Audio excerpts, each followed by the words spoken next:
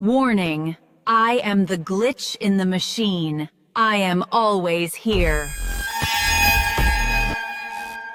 As a fire safety inspector, I see it all the time. How the smallest, most overlooked failures can lead to the absolute biggest tragedies. We check the big systems, we look at the blueprints, but sometimes it all comes down to one single component. Today, we're going to break down a really critical failure that happened in the Bronx, and it shows just how fast everything can go sideways. 17. This is the number that really matters in the story. On January 9th, 2022, a fire in a Bronx high-rise apartment building took 17 lives. And what's just heartbreaking is that 8 of them were children. It was, without a doubt, the deadliest residential fire New York City had seen in more than 30 years. And this quote from the New York City Fire Commissioner, it just gets right to the heart of the whole thing. The investigators, they weren't just looking at the fire. They were looking at a single piece of hardware. One single door. Okay, so let's walk through the scene. We're going to really break down what happened at the Twin Parks Northwest Tower. We need to understand how one apartment fire managed to overwhelm an entire 19-story building. So, the spark, the thing that started it all, was tragically common. It was a space heater that had been left running for a few days and it malfunctioned. Now, the fire itself was actually contained to just that one apartment and the hallway right outside. In any modern high-rise, this really should have been a pretty minor event.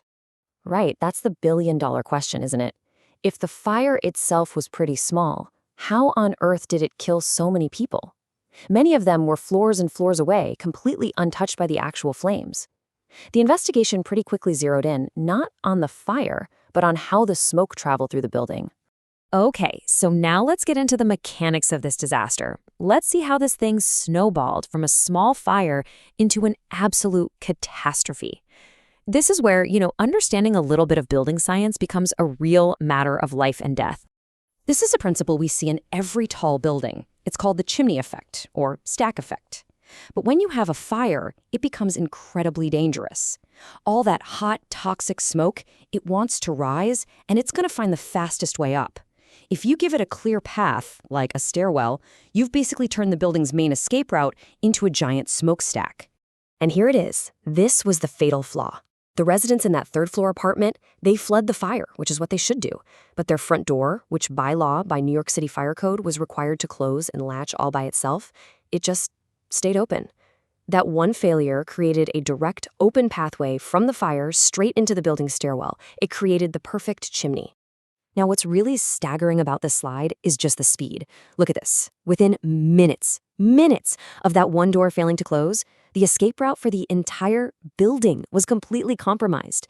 By the 15-minute mark, that stairwell was a vertical tunnel of thick, black, toxic smoke, and it reached all the way to the top floor. An inspector's job is to spot these patterns, to identify risks before they become disasters.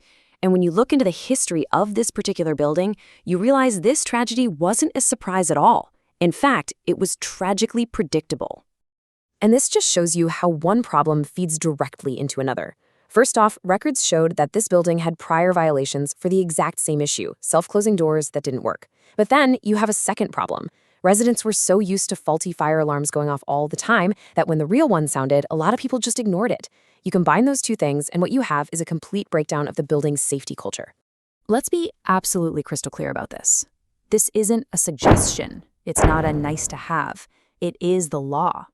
Building owners and landlords have a legal duty, a non-negotiable responsibility, to make sure that all fire safety systems, from sprinklers to alarms to these incredibly crucial self-closing doors, are maintained and working.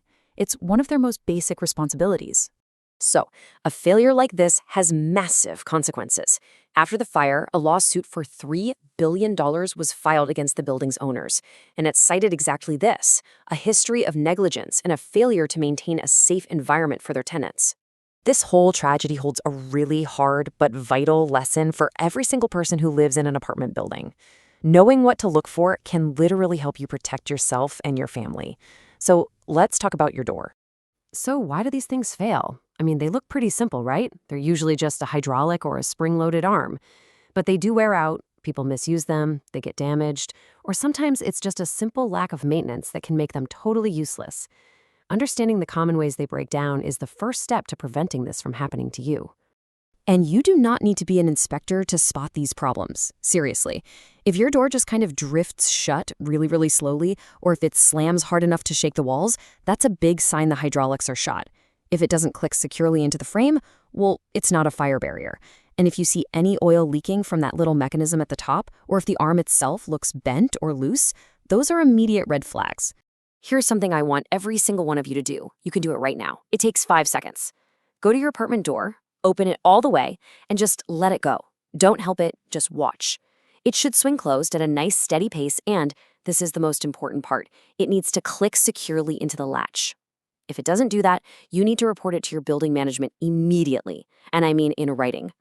So I'll leave you with this final thought. We trust these simple little devices to protect us every single day. But trust is not a strategy. Verification is. That door isn't just an entrance to your home. In a fire, it is a critical piece of life-saving equipment.